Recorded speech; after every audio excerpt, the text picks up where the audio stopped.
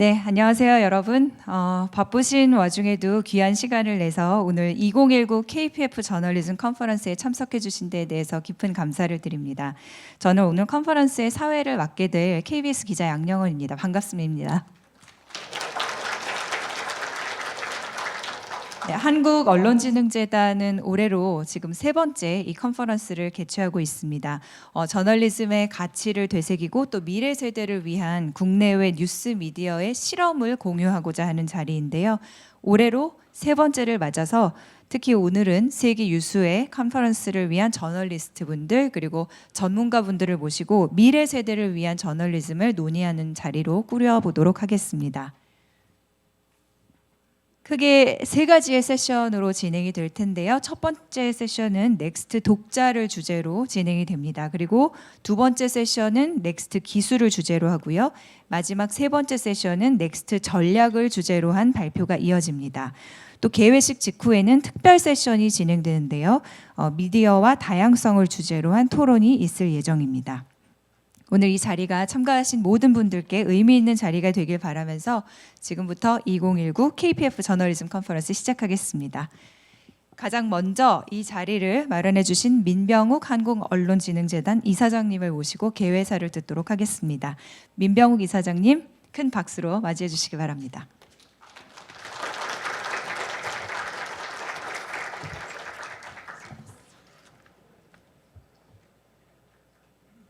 여러분 안녕하십니까? 한국언론진흥재단 이사장 민병욱입니다. 2019 KPF 저널리즘 컨퍼런스에 참석하신 모든 분들께 환영의 인사를 드리게 된 것을 매우 뜻깊게 생각합니다. 이번 컨퍼런스는 저널리즘의 가치를 새롭게 발견하고 미디어의 혁신에 관한 지혜와 경험을 공유하기 위해서 마련했습니다. 이를 위해서 미국, 영국, 프랑스 등 다양한 나라의 저명하고 훌륭한 연사들과 우리 한국에서도 걸출한 저널리스트들을 한자리에 모셨습니다. 피에르 아스키 국경 없는 기자회 회장님, 메러디스 브루사드 뉴욕대 교수님을 비롯한 모든 연사 및 패널 분들께 깊은 감사의 말씀을 드립니다. 다시 한번 인사드리겠습니다.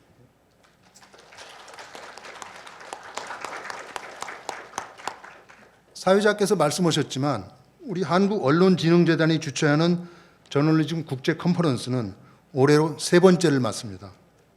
올해 우리는 미래 세대를 위한 저널리즘을 이야기하고자 합니다. 밀레니얼 미래 세대는 뉴스를 어떻게 맡고 또 어떻게 이용할지 또 어떻게 유통하고 소통하는지에 대해서 논의해 보고자 합니다. 그들에게 맞춤형 뉴스는 존재할지 기존의 저널리즘이 그걸 과연 맞춰줄 수 있을 것인지 또 그 해답을 찾기 위해 고민하고 분석하고 또 실천해온 국내의 전문가들을 모셨습니다. 그런 차원에서 우리는 올해 컨퍼런스의 화두를 넥스트로 정했습니다. 그리고 3대 키워드로 미래 독자, 미래 기술, 미래 전략을 선정했습니다. 여러분, 한국의 언론은 제국주의 식민 통치자들에 저항하고 군사 독재 정권의 탄압에 맞서 끝내 세계가 인정하는 민주주의를 일궈낸 빛나는 역사를 가지고 있습니다. 민주주의와 자유가 탄압받는 엄혹한 시절에도 한국 언론은 저널리즘의 본령을 지키기 위해 끊임없이 노력해 왔습니다. 바로 그런 바탕 위에서 이제 우리는 더 나은 미래를 얘기하고자 합니다. 더 나은 언론, 더 나은 민주주의를 얘기해 보고자 합니다.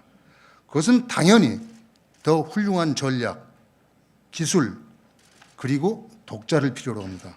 바로 우리가 화두로 던진 넥스트입니다.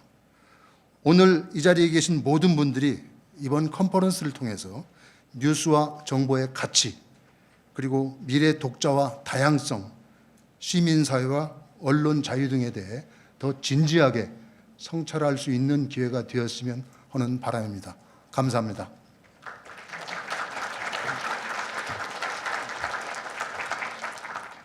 네, 정말 빠르게 변화하는 시대 속에서 모든 사람들이 궁금해하고 또 해답을 찾고자 하는 넥스트, 또 미래에 대한 문제에 대해서 모두가 머리를 맞대서 호기심을 가지고 논의해보는 이 자리에 초대해 주신 이사장님 그리고 이런 자리를 마련해 주셔서 다시 한번 감사드립니다.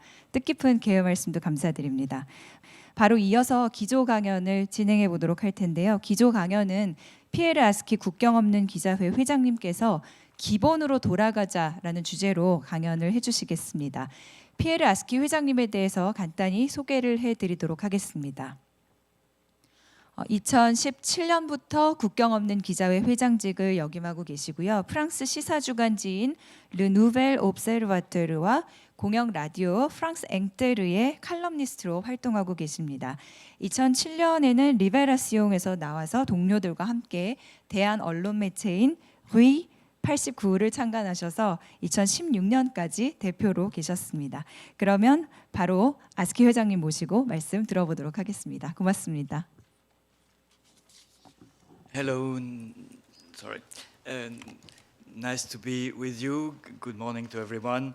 First of all, let me tell you how honored I am to address this conference, and I really look forward to the exchanges we are going to have. I will leave some time for discussion after my presentation.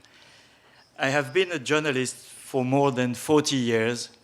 I was posted in places like Johannesburg at the time of apartheid, in Jerusalem during the Oslo peace process, and more recently in Beijing as China was rising. During those years, I've seen our professional environment change in a dramatic way. Some of these changes were technical, from printing to smartphones, from telex. Do some people here know what a telex was?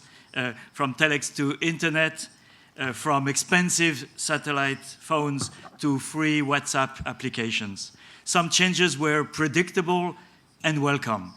Some were unpredicted and even ignored to our own perils. Even the very notion of threats to press freedom have changed, almost unnoticed to the outside public. This is affecting the work of journalists. This is affecting the way our societies operate. It's even transforming the work of an organization like Reporters Without Borders, RSF, which was created a quarter of a century ago in a very different world.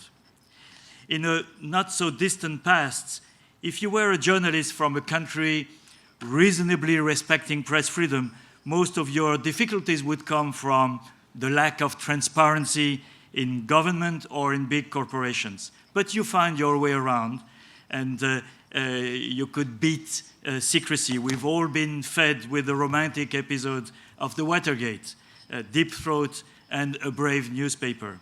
Meryl Streep as Katharine Graham recently in the Spielberg movie reminded us of this big journalistic achievement. Even if we are not all Bob Woodward, we can make the difference between free journalism and censorship, and even worse, self-censorship. But we also know that a large part of the world living in authoritarian or totalitarian regimes doesn't enjoy this freedom to investigate the powerful. I was a correspondent in China for 5 years, and I know what it means to try to inform in a country that doesn't have press freedom, what it meant to me, but even more for my Chinese colleagues, with whom I established some friendships, and who quickly learn that the truth is what the party tells them to write. And I saw what it means to have a society without press freedom, without the fragile balance of a non-institutional counterpower that can tell unwanted truth. Even more striking was witnessing a country moving forward in certain sectors and backward in others, including press freedom. For Reporters Without Borders, its core mission was initially campaigning in favor of journalists or media under attack in authoritarian countries, with sometimes good success in building enough pressure to get a journalist out of jail in Turkey, Vietnam, or Cameroon. This much-needed activity has not disappeared. On the contrary, it's even facing new life-threatening dimensions, as shown in recent years by the fates of Daphne Caruana Galizia, an investigative journalist murdered in Malta, a member of the European Union, not an obscure dictatorship, or the fate of Jamal Khashoggi, the Saudi journalist who was murdered in his country's consulate in Istanbul, and countless of Mexican journalists in the midst of a narco war. Mafia-related crimes are adding to politically motivated assassinations to make this profession an excessively dangerous one. 39 journalists and collaborators have been murdered so far this year in the world, 39 too many. The proposal that we have promoted for several years to have the UN Secretary General appoint a special representative on the safety of journalists is still very much needed. The 2019 annual report on press freedom in the world of RSF shows how hatred of journalists has degenerated into violence. The number of countries regarded as safe where journalists can work in complete security continues to decline, while authoritarian regimes continue to tighten their grip on the media. One worrying phenomenon is hostility towards journalists expressed in many countries by top politicians, whether in government or in opposition, who have created a dangerous climate for the media. When the President of the United States calls journalists enemies of the people, when the President of the Czech Republic jokes with a Kalashnikov in his hand that this is for journalists, and then repeats the same joke next to the President of Russia, where several journalists have indeed been murdered, we have a dangerous climate.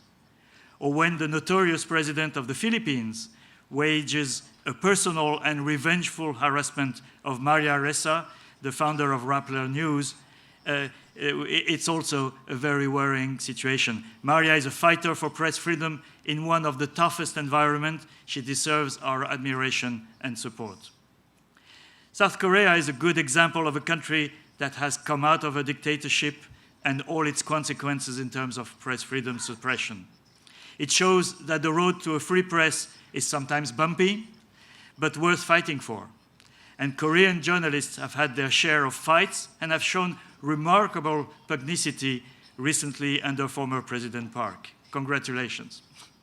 These fights have allowed the country to experience major improvements, reflected in the fact that South Korea has become the #1 country in Asia in the RSF Index of Press Freedom, overtaking Taiwan, which was last year's #1. In 2017, during an RSF visit to Seoul, the government committed itself to improve the country's ranking in the RSF index, and indeed it went up from number 70 in the worldwide index in 2016 to number 41 this year. The government set a target of becoming number 30 by 2022, and there's definitely room for improvement.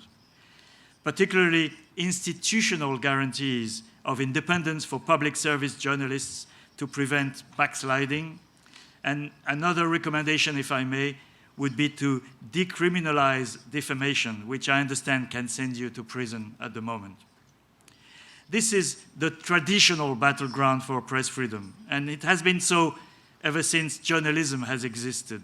It's a never-ending struggle in which victories are never permanent.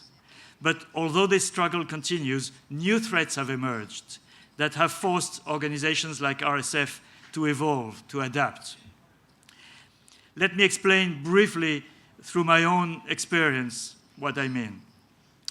When I was in China, I was invited by web editors at my newspaper, Libération, to open a blog on our platform. It was beginning to be trendy at that time, and the paper wanted to test it. We didn't know what to do with it, but I quickly became addicted. After 6 months, my blog was blocked by Chinese authorities, which surprised me as it was in French, and only a tiny minority in China could speak French. But my blog was the only one devoted to China in the French language, and it had attracted many French-speaking Taiwanese, Chinese students in France or Canada, and exiled dissidents who engaged in very lively debates that were impossible before or anywhere else. I discovered through that experience, it sounds banal to say that today, but it was revolutionary 15 years ago, the power of interactivity, the disruptive effect in the positive sense of the word of the web.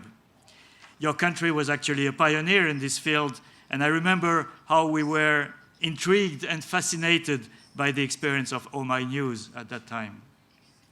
Returning to Paris as deputy editor of Libération in 2006, I found myself in a newspaper in deep crisis, following a fall in circulation and advertising. Libération was known to have chaotic management, so no one was too surprised. No one understood that Libération at that time was just the first one to jump into what would be known as the crisis of the press in the industrial world. A crisis that would bring the New York Times close to bankruptcy and would see one of the most famous French newspapers, Le Monde, bought by a telecom maverick and an investment banker. My former newspaper, Libération, itself falling into the hands of another telecom tycoon. This led to journalists losing their jobs in the thousands across the world.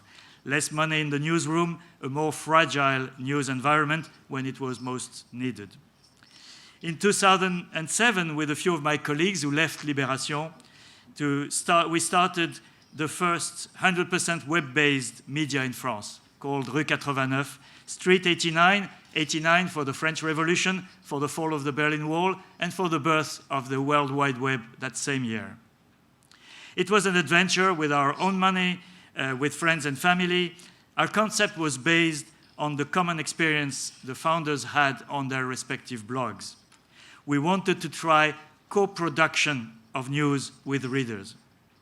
We recognized that technology had empowered citizens, that journalists had lost their monopoly of speech. Some journalists resented that situation.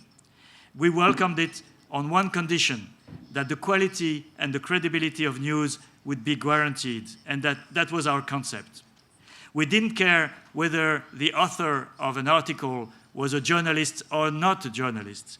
What we cared was that their story would go through the same verification and ethical process as any other story. This could satisfy the aspiration of the public to be involved in the news cycle, and something that social networks would later do, but also guarantee that the news environment would remain fact-based and credible, which social platforms don't do. I must admit we failed, as we underestimated the forces that would be unleashed by the opening of the gates. For a couple of years, our system was working. It produced amazing results, quality contributions, even a number of exclusives, and a level of trust with the community of readers and contributors that has been rarely seen in mainstream medias for years. But soon enough, the web became a battlefield, and we lost the war. Organized groups starting waging that war, from the far right, from the far left, from conspiracy theory adepts. We lost that war because we didn't understand what we were facing. We didn't find the right answers, as we were reluctant censors in front of attackers with no hesitations. Our community of readers and contributors started blaming us on the aggressiveness and vulgarity on the comments section, and we lost the game. Now we know that we are faced with the strange and unorthodox coalition of groups that have an interest in confusion, and digital platforms that have an interest in getting you to click and provide your data whatever you click on. And some countries have discovered faster than others the asset this could represent in a game that's as old as power rivalry, disinformation and manipulation of public opinion. I think the next session will address the issue of hate speech, and I look forward to listen to it. Since that time, this war has spread from the comment section of the media, where it did some damage, but limited damage, to the whole information system. It's a system that was also taken over by social media during that period of time. 2/3 of Americans today get their news through Facebook. During the French presidential election in 2017, more than a quarter of French voters got their news and were sharing news from non-media sources where conspiracy theories and manipulations proliferate. The polarization of the news environment is very worrying, as it delegitimizes the work of journalists, seen as part of a rejected elite. It doesn't help when politicians in trouble blame the media for their problem, ignoring the fact that they feed the distrust that is also affecting them. We were slow to wake up, but the Brexit referendum in 2016, followed by the US election that got Donald Trump in the White House, helped us to understand what was happening. I remember wondering after the Brexit referendum results, how could the country that had some of the best journalism in the world, some of the worst too, I must admit, could have been the theater of so much disinformation. Same thing in the US. In 2013, I listened fascinated to one of the editors of the Washington Post, who had a fantastic project. It arose from the previous year's presidential election, when a reporter from the Post was in a crowd listening to a speech by Sarah Palin. I don't know if you remember Sarah Palin. She was the candidate for vice presidency for the Republican Party. The reporter was incensed. He was saying that in every sentence, Sarah Palin was lying, was giving inaccuracies. And he dreamed aloud, if people could have instant fact-checking, it could make a difference. While the candidate was talking, they could get the immediate answer to those inaccuracies. So the Washington Post picked on that, invested some money to that project. They created a huge database with everything that could be automatically fact-checked and opposed to a candidate in his speech, like figures for unemployment, for job creation, for deficit, for any specific item that could be immediately fact-checked. And you could have an immediate alert on your mobile phone while someone was talking with the correction, whether it was right or wrong. And the Post was going to have that system ready in time for the 2016 presidential election. And this editor said it would be the most fact-checked campaign ever. You know what happened? Fact-checking never stopped the post-truth candidate from winning.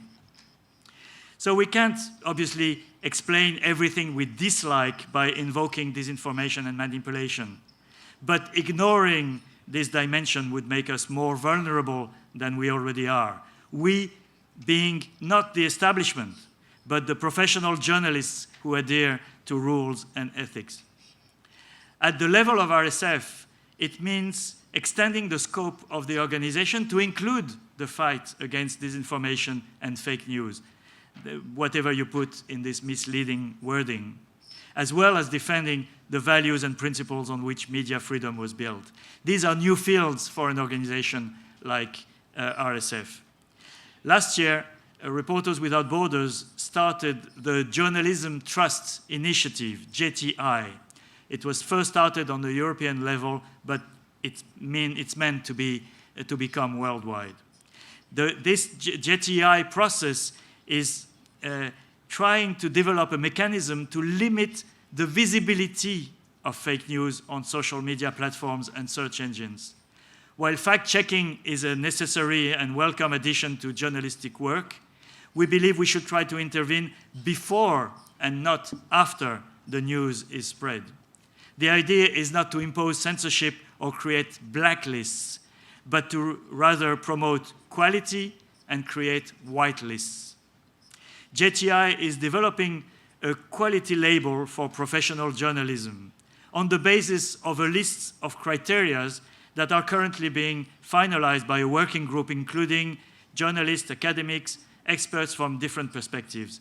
The discussions are underway with Facebook, Google, and other platforms to promote this label through their algorithm and distribution mechanisms. Support is also coming from advertisers who have an interest in quality journalism. Today, if you want to make money on the internet, you produce trash. The aim is to reverse that and to benefit from producing quality. It's an experiment, but if we don't experiment at this stage in our history, we die. The other project is on values and principles. RSF gathered last year a group of eminent personalities from around the world, chaired by Nobel Prize and human rights defender Shirin Ebadi. This group, who produced a declaration that was released on November 11 last year at the Paris Peace Forum that was convened for the centenary of the end of the First World War. This declaration in defense of freedom, independence, pluralism, and reliability of news and information is building on the Universal Declaration of Human Rights of 1948. It was initially signed by 12 states. This pledge is now going around the world for signatures, and it has been endorsed by a number of heads of states and governments from all continents. And I'm glad to report that South Korea has joined it recently during the visit to Seoul of our organization's Secretary General Christophe Deloire. None of these initiatives alone will change the world overnight. But what we have learned from the 10 to 15 years we've just experienced is that we have to rebuild our foundations. Our industry has not yet turned the table on the challenges of the transformation of models produced by the digital revolution. You'll be talking a lot about it during the next 2 days. And we have yet to fully cope with the incredible transformation of the information cycle in which the news media only occupy a part. The risks are huge. We don't want to see governments embark in a new round of laws that could easily restrict media freedom under the pretext of fighting fake news. Governments have a part to play, particularly when it comes to foreign manipulations or regulating digital platforms. But German and French experiences in too quick legislation on fake news show the traps ahead. Both governments now recognize these laws are not the answer. And we don't want either the giant digital platforms who have miserably failed to build a healthy environment get away with self-regulation. They are not credible, as shown by the UK parliamentary report on Cambridge Analytica last year, for example. I recommend, if you can find yesterday's audition by Mark Zuckerberg in the US Congress. It has incredible moments where a man who has a platform with 2 billion users is faced with tough questioning and has no answer to them. Recently, a sponsored content on Facebook was claiming Sweden has just voted to leave the Eurozone, but Sweden is not a member of the Eurozone, and Facebook is making money from such crap. Civil societies and professional journalists have to be involved in finding the solutions. They are best placed to do it, and they're well aware of what we are threatened with losing if we fail to act. But we also have to take into our own hands the improvement of our journalism and restore the trust from the public that was lost in the past decades in many parts of the world for sometimes good reasons. There's no future if we only think business models, technology innovation, but forget the fundamentals of journalism. There have been very positive developments in the past few years in that respect, with the rise, for example, of networks of investigative journalism. Dozens of journalists from different media in many countries have joined forces to expose massive fiscal evasion with the Paradise Papers, the Panama Papers, LuxLeaks from Luxembourg. Just last week, it was revealed that the French tax authorities have recovered almost $400 million thanks to these media exposures. Whether it is exposing tax evasion, which affect the whole community, or sending reporters on the front line of the Syrian war with all the risks attached, or raising awareness through reporting on climate change issues, professional journalism can make a difference when it's meaningful. The road to recovery of trust is more journalism, better journalism.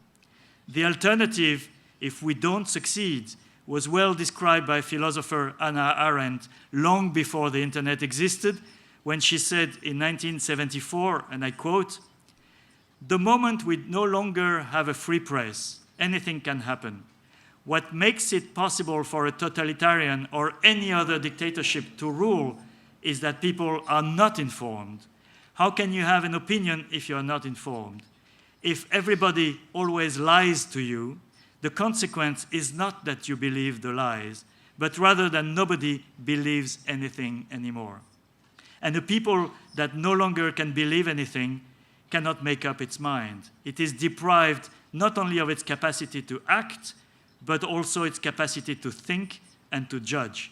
And with such a people, you can do what you please. That sums perfectly what is at stake at the moment in our world. A world that could be without a free press, without professional journalists. Thank you.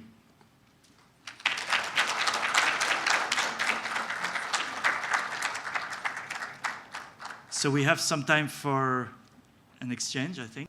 If you want. Oui, tout à fait. Okay. Yes. So you want and 그러면 그 회장님께서 허락해 주셔서 혹시 말씀 듣고 피드백이나 아니면 질문이 있으시면 지금 저희가 원래 예정된 순서는 아니었는데요. 시간 좀 여유가 있어서 받아보도록 하겠습니다.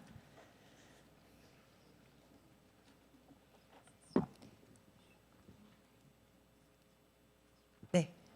마이크 좀 전달해 주시겠어요? 여기 앞에 계신 신사분 손 드셨는데.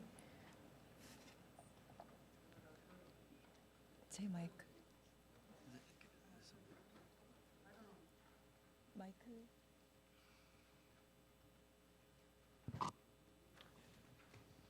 Hi, Pia. I'm Mukul Devachan from the BBC.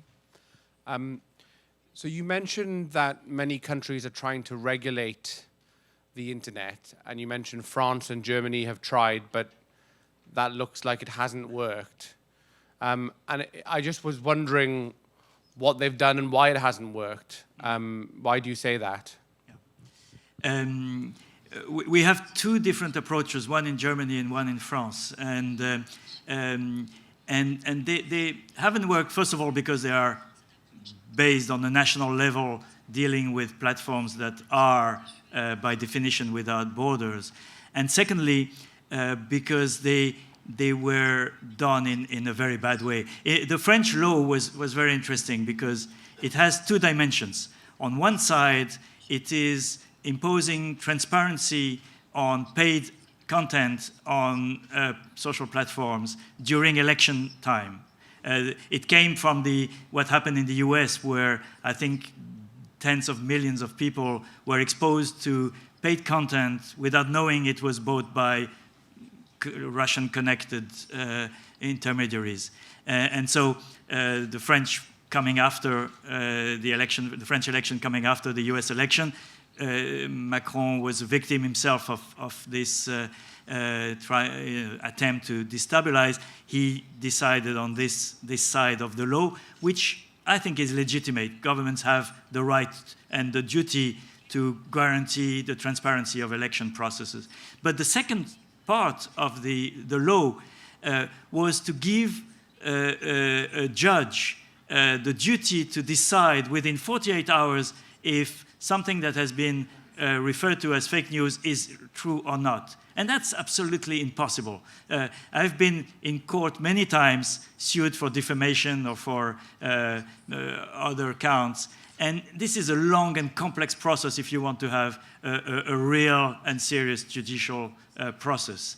And to think that a judge can decide within 48 hours whether it's true or not is just nonsense. And particularly as you could suppress the news on the French web and recreate it at the other side of the world and still have it circulated. So within weeks of the law having been promulgated, the judicial people were already saying that it was not operative and they will change it.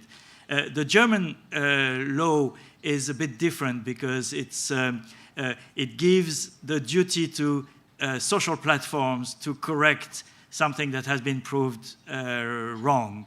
But there again, the first case on which it was tested proved totally impossible to prove and to change. So there again, they are deadlocked in a judicial process that I think was not well thought of and probably made by people who have limited and probably limited knowledge of how all these things work and how they are developed technically and used by the people who want to spread confusion. So I don't think it's a good idea, to be honest, to have these national laws. First of all, the European level, for example, is probably a better level than the national level if we talk about Europe, as we could see with the regulation on data, on private data that was issued a couple of years ago. And secondly, the danger of having those laws being used to suppress press freedom or limit press freedom or criticism is too big to be risked, to be honest. And I think we should be careful about that. Well, and thank you very much for helping understand how freedom and digital technology are actually quite linked. But does that mean that we should not try to regulate this? Because actually, as journalists, you're right, any restriction on the free press feels wrong. And yet, how are we supposed to kind of cope with this? That's why we've tried this other approach, which I described, this Journalism Trust Initiative, which is a professional-based initiative. It's there's a consortium at the moment in Europe, including the BBC actually, to try to develop this system of white lists. White lists meaning that, for example, if you do a search at the moment on Google, I did that a few weeks ago on Syrian news. You type Idlib, which is a place in Syria where there is fighting at the moment. And the first 5 occurrences, which 90% of people will use, will not go beyond the first 5 occurrences, including 4 Russian sites, and the 5th one being a French one. That's in French. 4 Russian sites, that means a country that is a party to the war that is being waged and whose ethics can be debatable. That means that why are they coming on top? Because they know how to use the algorithm of, they have understood much better than anybody else, the algorithm of Facebook and Google, and know how to be promoted there. The idea of this JTI label is that the platforms will promote those who have the quality label on top of their lists. It doesn't mean that you censor anything. If you want to look for it, you have it. That's why I said we're not creating blacklists that will be eliminated. We're creating white lists that are promoted. The question, the debate is about what are the criteria for quality journalism. Obviously, it's a bit abstract notion, but it's not impossible. And this group of experts that has been working for a year is about to finish. It's going to be released before the end of the year. And the process of labelization is going to come next year. And it's an experiment. Maybe it doesn't work, but it's an experiment, which means that at least fewer people will be exposed to lies, manipulation, defamation. And that's already a huge progress compared to today's situation.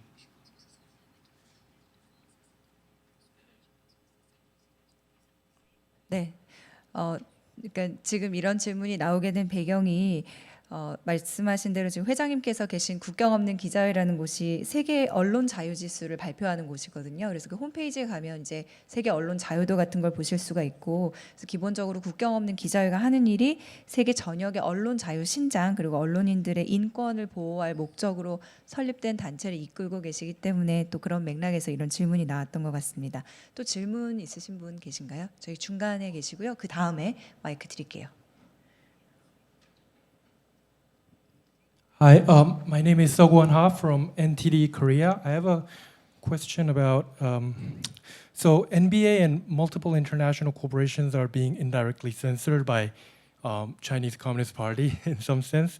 And then I feel some people began to take it granted for to be censored, but the same person would be insisting freedom of press in their own country, maybe applying a different sort of criteria for freedom of press. How do you think can the media can be free from such censorship, and how do you think about such a different criteria being applied for freedom of press in different towards different countries? Thank you. Thank you. Thank you for your question. Well, first of all, I don't believe in different criteria for freedom of the press in different countries. I think the same criteria should be applied everywhere. The problem of China is very specific because by its size, it is a huge market, and many companies want to, Facebook being a good example. For years, Facebook is banned in China, and for years it's tried to enter the Chinese market, and it's been ready to have a censored version of its platform. The same applies for other companies. Today we see Apple cooperating in the censorship of the Chinese government. And I think this is really a disgrace from companies with such a reputation and such a size to enter into censorship to get market shares. We see very well how China is trying to not only suppress news on its own territory, but have an impact on news related to China anywhere else in the world. So I think we should be very vigilant on not entering into any compromise on what it means to have press freedom. And we cannot accept that we will defend press freedom in our countries, but compromise with censorship in others. I think press freedom is a necessary tool for every society. It's not, you cannot decide whether it's good for China and not good for South Korea or the contrary. We know very well, and I've seen, I said it in my presentation, we have this very perverse situation where without press freedom, you have political abuse, you have manipulation of huge populations. Look at the way, for example, at the moment you have the reporting on Hong Kong in Chinese territory. It's very interesting to see how the whole mainland Chinese population has been turned against the Hong Kongers by a one-way only presentation of events in Hong Kong. I'm not debating whether the Hong Kongers are right or wrong. I'm talking about the mechanics of information. And that's the danger of having a society that has only one source of information that is decided by the propaganda department of the party. And it's interesting because that propaganda can shift. I just wrote the foreword to a book that was published in France that has the posters of Chinese propaganda over a period of 40 years. And it's very interesting to see how the same tools of propaganda can be used for different purposes. Yesterday to promote the one-child policy, and today to promote making more children, with the same graphics, the same type of pictures, the same slogans. So that's where a free press and a free society is needed, is to counter those from top-down propaganda machines. And we should be very vigilant to, in our own societies, to prevent that kind of different standards arising. 네, 한 분 질문 더 받아보겠습니다. 아까 먼저 손 들어주셨기 때문에 기회를 드리죠.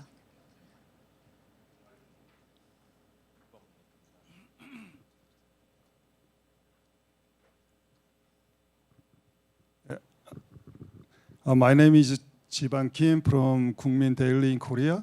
한국말로 질문할게요. 한국에서는 요즘 기자들이 기레기라고 불리는데 기자란 말과 쓰레기란 말 합쳐진 말이거든요. 근데 외국에서도 이런 기자들, 저널리스트들에 대해서 이렇게 폄하하는 말들이 또 많이 있다고 들었어요. 그런 표현들이. 국경 없는 기자회는 기본적으로 정치적인 권력 또 뭐 자본 이런 것으로부터 이 저널리스트들의 자유를 보호하는 활동을 한다고 이해하고 있는데요. 그 요즘 그 한국에 있는 저널리스트로서 느끼는 것은 또 하나의 큰 압력이 그 대중들로부터 오는 것이 아닌가 하는 생각이 드는데 이런 점을 뭐 다른 나라에서도 이런 상황들이 있는지, 그리고 그것이 국경 없는 기자회의 활동에 혹시 어떤 뭐 변화라든지 영향이 있는지 궁금합니다.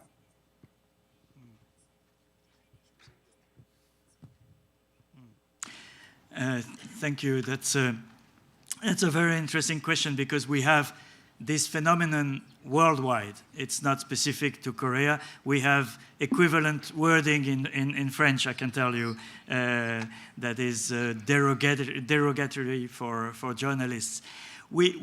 I think what we're being faced with is an incredible polarization of opinions at the moment.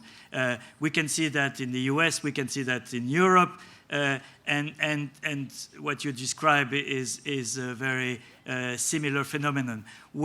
And the first thing that you do when you want to polarize, when you want to antagonize different sections of the society, you discredit journalists, you discredit the news system, the information system, because you want to create your own network of information outside the professional medias. And it's a very disturbing phenomenon for journalists who feel, we have the same in France, journalists feel they are doing honestly their job. There are obviously sections of, this is not a unified profession. You have good and bad journalists as you have good and bad anything. But journalists do their job honestly, and they feel it's the wordings like the one you are describing is very unfair. We're trying to get two things done. One is to rehabilitate the credibility of the news system. And that's why I finished my presentation by calling journalists also to do their homework, to rethink the way they practice their journalism, because we have to regain the trust. Why did we lose that trust?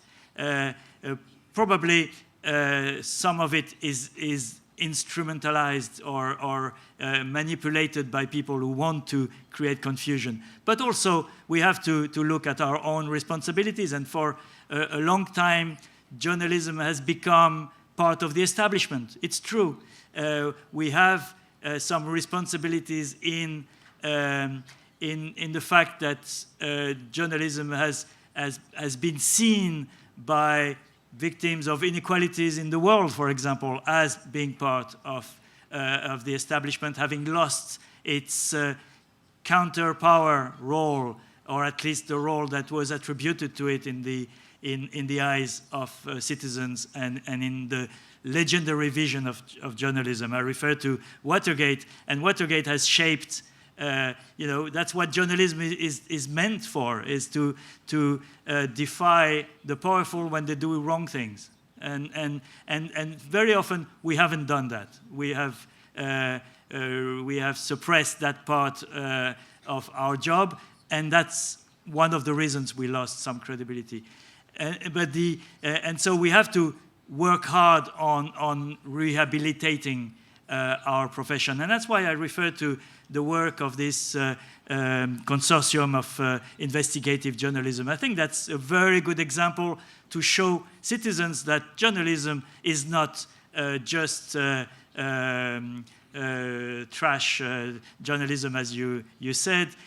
It's also doing good for the society, because exposing tax fraud and fiscal evasion is a service for the community and for the country. So these are ways in which we can prove that this profession is not is something useful in a society. That's a very important thing. The second one is also to rehabilitate just the idea of truth. When you have this phrase of post-truth that has been arising in the past few years, particularly with the Trump administration, when you have the spokeswoman of Donald Trump talking about alternative facts. So we have to rehabilitate, and that's part of our job as an organization. We have to rehabilitate a fact-based society, that our job is based on facts. It's not based on illusions or alternative facts. Alternative facts don't exist. And that's something that's a very long battle, which is much wider than journalism, because we are talking here of visions of the society, of political polarization and political struggle between a free society and unfree societies. So it's a long way, but I think every single journalist should question himself on his journalistic practice and see how he can improve his work and how he can help restore the credibility of this profession. Merci beaucoup. And what is the derogatory words for journalists in France, may I ask? In French, there's a word called the merdia, which is a mix of shit and media. Thank you so much. At least you learned something. 네, 말씀 중에 프랑스에도 기레기를 그런 의미로 사용되는 기자들을 향한 뭐라 그러지, 약간 그런 은어 같은 게 있다고, 비난의 용어가 있다고 그래서 여쭤봤고요. 우리나라와 비슷하게 쓰레기와 기자를 섞은 단어라고 합니다. 네, 정말 기자들의 역할에 대해서 다시 한번 또 생각해 볼 수 있는 좋은 기회를 갖게 해주신 의미 있는 기조 강연자로 나서주신 피에르 아스키 회장님께 다시 한번 감사드립니다. 고맙습니다. Merci beaucoup. Merci.